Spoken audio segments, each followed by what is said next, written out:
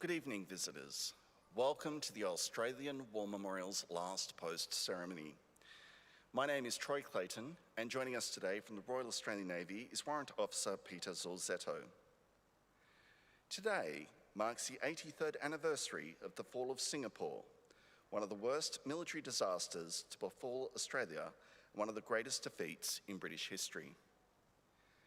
Imperial defence planners had regarded Singapore as an impregnable fortress, but by the outbreak of war in the Pacific, the military resources required for the defence of the Malayan Peninsula, including modern fighter aircraft, had not been adequately provided.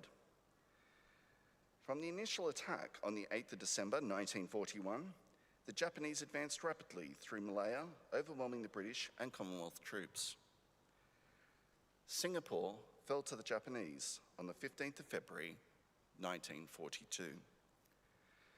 Some 1,800 Australian soldiers had died in the fighting, and 15,000 immediately became prisoners of war. The island's fall marked one of the darkest periods in Australian history. Within a 7-week period, 22,000 Australians, including 71 nurses from the Australian Army Nursing Service, had the misfortune to become prisoners of war. In addition, 1,500 Australian civilians were captured or interred across the region. It was a time of great anxiety and suffering, not only for the prisoners, but also for loved ones at home, who would have little, if any, knowledge of their fate, of the missing troops until after the war ended. The significance of the prisoner of war experience to Australia's Second World War story can be measured by the profound loss of life. 1/3 of those who became prisoners did not survive their captivity. These losses made up half of all combat-related deaths suffered by Australian servicemen and servicewomen during the Pacific War, and the suffering of the survivors continued long after their return home. Tonight, we will hear a confronting tragedy from one of the darkest periods of Australia's involvement in the Second World War. Through these painful events and the sacrifices made by individuals, we remain mindful of our history, but not held hostage to it. Today, we commemorate and remember the fall of Singapore. We pay our respects to the men and women commemorated here in the Roll of Honour and to the survivors who returned home. This evening, we warmly welcome the family of Private Douglas Andrew Love Craig, whose story will be told shortly. We are honoured to acknowledge His Excellency Mr. Anil Kumar Nair, Singapore High Commissioner to Australia, and Mrs. Sasha Peck C. Nair. This evening, we also warmly welcome Colonel David Ross, retired President of the 8th Australian Division Association, accompanied by Ms. Jenny Newman. Mr. David Baker, President of the 2nd 20th Australian Infantry Battalion Association. Major Lee Monzo, retired President of the 1st 19th Battalion Association. Colonel Brian Martin, retired on behalf of the 1st 19th Royal New South Wales Regiment Association. Mr. Bob Goff, Vice President of the 2nd 30th Australian Infantry Battalion Association and the 2nd 15th Field Regiment Association.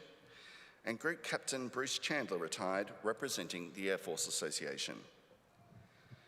We welcome the veterans who have served, those that are still serving, and the families that love and support them. The live stream of this ceremony is made possible by the Return and Services League of Australia and the RSL and Services Club Association. We welcome members who are watching the broadcast of this ceremony across Australia. During this evening's ceremony, wreaths will be laid at the base of the pool of reflection by family and visitors to the memorial. Australia's Federation Guard is the tri-service ceremonial unit of the Australian Defence Force. They provide a ceremonial presence at civil and military events and during visits to Australia by foreign dignitaries. The Guard will now dismount the catapult party from the tomb of the unknown Australian soldier.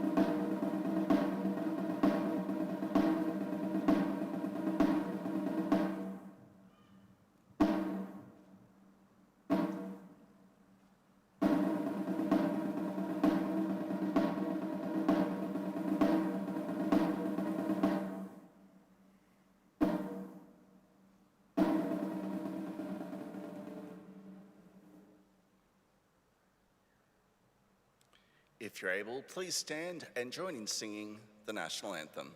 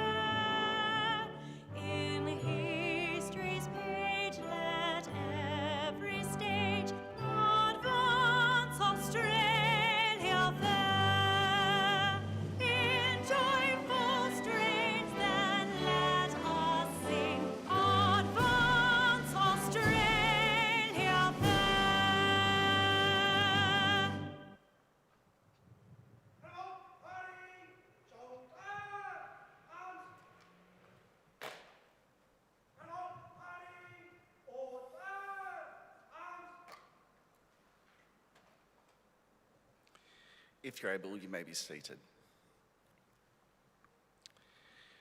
The Australian War Memorial was the vision of Charles Bean, Australia's First World War official historian. Bean landed with the Australian troops on Gallipoli and stayed with them at the front through to the end of the war. The idea of this national memorial and museum came to him at Pozières, France, in the depths of the bloody fighting of 1916. Bean's idea was that this would be a place where families and friends could mourn their loved ones buried in faraway places. It would also be a place that could help all Australians understand what these men and women had endured and what they had done for us. Bean's vision, to which we remain true, is best expressed as inscribed in the entrance to the memorial's galleries.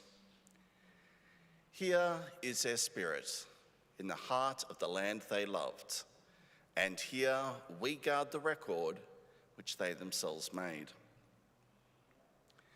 Tonight, we'll read the story behind just one of those on the Roll of Honour, which lists the names of more than 103,000 men and women who have given their lives for us in war and on operations for more than a century.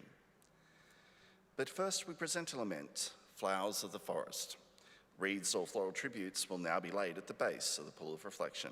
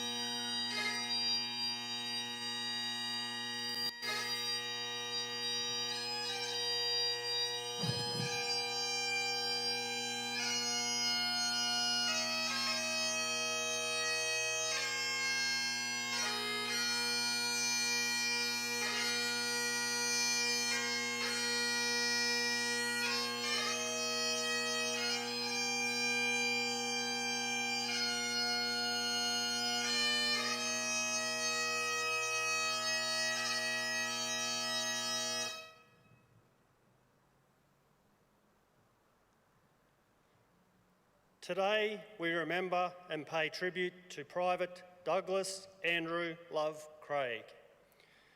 Douglas Craig was born on the 20th of July 1921 at Sea Lake, Victoria. He was the second son of William and Florence Craig, who had migrated to Australia from England in 1919. William had served as a British machine gunner in the First World War. When Douglas was 6 and his brother Vernon 8, the family moved to a farm near West Wyalong in New South Wales. The boys attended Milldeal School and completed high school as boarders at St Patrick's College in Goulburn. At the outbreak of the Second World War, the brothers were working on local farms.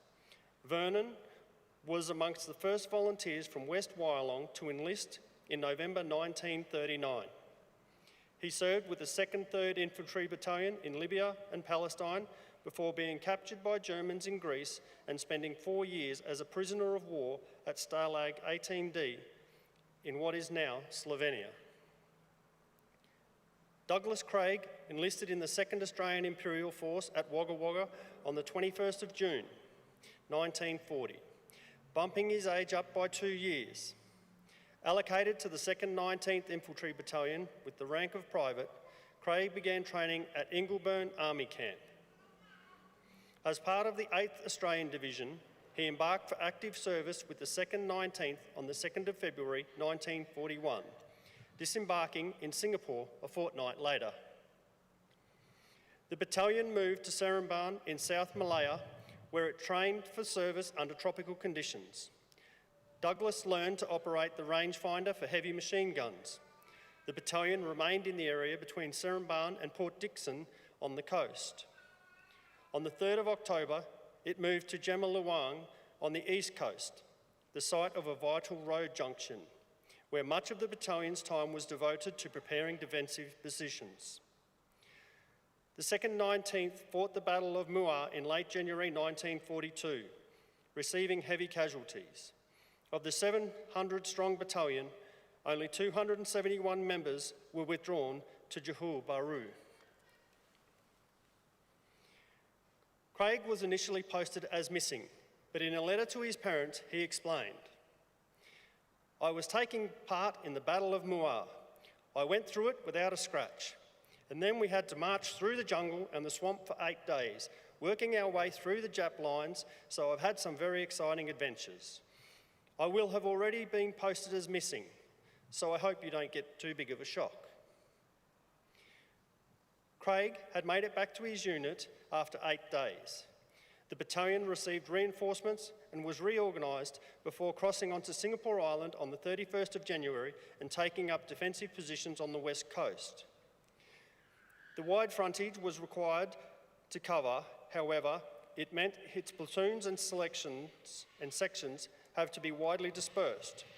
When the Japanese launched their invasion on the night of the 8th of February, the 2nd 19th position was easily infiltrated and the battle degenerated into vicious scattered engagements in the dark. Like most Australian units involved, it was forced to retreat, ending with the surrender on the 15th of February. With that, 15,000 Australian soldiers in Singapore became prisoners of war. Initially imprisoned at Chiang Prison of War Camp, it was not long before members of the 2nd 19th were allocated to work parties. The largest of these groups was D-Force, which was sent to work on the Burma-Thailand Railway. Private Douglas Craig left Singapore by train on the 18th of March 1943 to Kanchanaburi, where he worked on the construction of the Burma-Thailand Railway for several months. In October 1943, the Craigs received a letter card from Douglas which read, "I am interned in No. 4 Camp, Thailand. My health is excellent. I am working for pay. My love to you." A similar message written by Private Craig to his parents was read aloud on the Singapore radio station as part of a Japanese propaganda program. Deemed fit enough to continue labouring, Private Craig was returned to Singapore and drafted into another working party. Sent to Japan on an overcrowded and unsanitary vessel known as a hell ship, Douglas Craig was sent to Fukuoka No. 4 dispatch camp. The camp was at Hiroshima and prisoners were forced to work in a nearby coal mine. On the 7th of November 1944, weakened by years as a prisoner of the Japanese and suffering acute pneumonia, Douglas Craig was badly beaten by several camp guards. He was left outside in freezing temperatures and subsequently died. He was 23 years old. Initially buried at his prison camp, Craig's remains were later re-entered into Yokohama War Cemetery.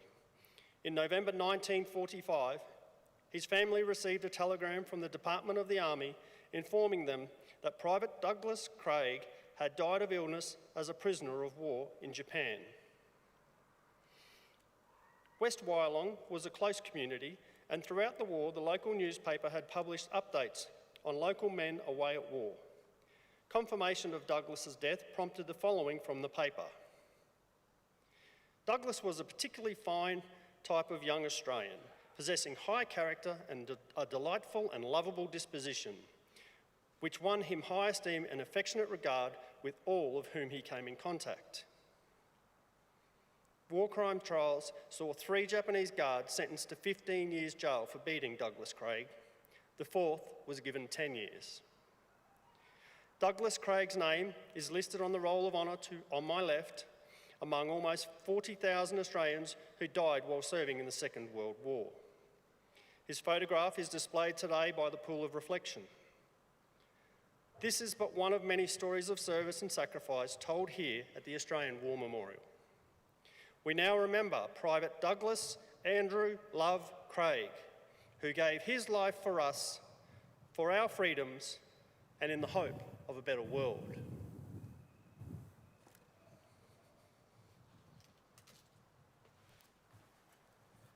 Please stand for the reading of the Ode and the sounding of the last post. Come on, party! Shoulder! Arms!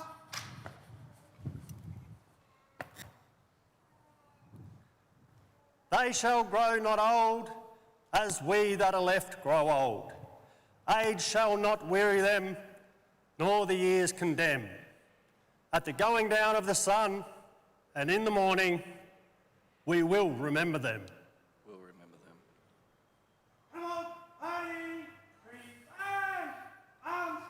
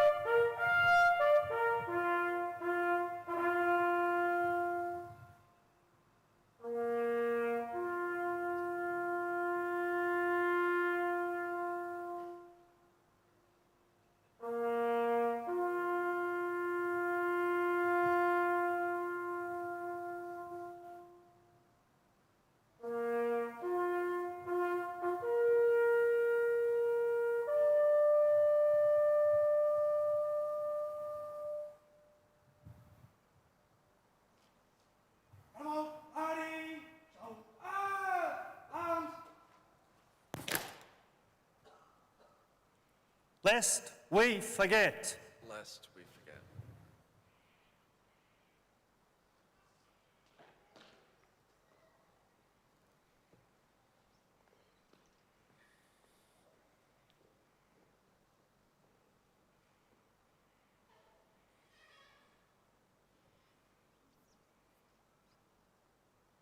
Come on, party! Outward! Turn! Come on, party!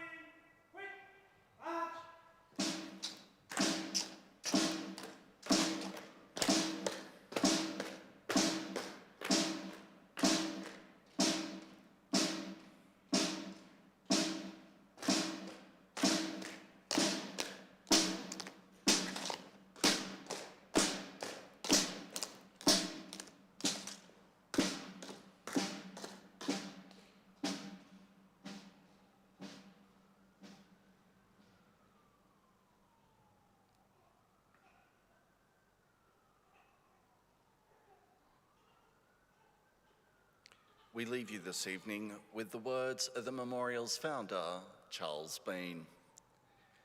Many a man lying out there at Pozières or in the low scrub of Gallipoli, with his poor, tired senses barely working through the fever of his brain, has thought in his last moments, well, it's over.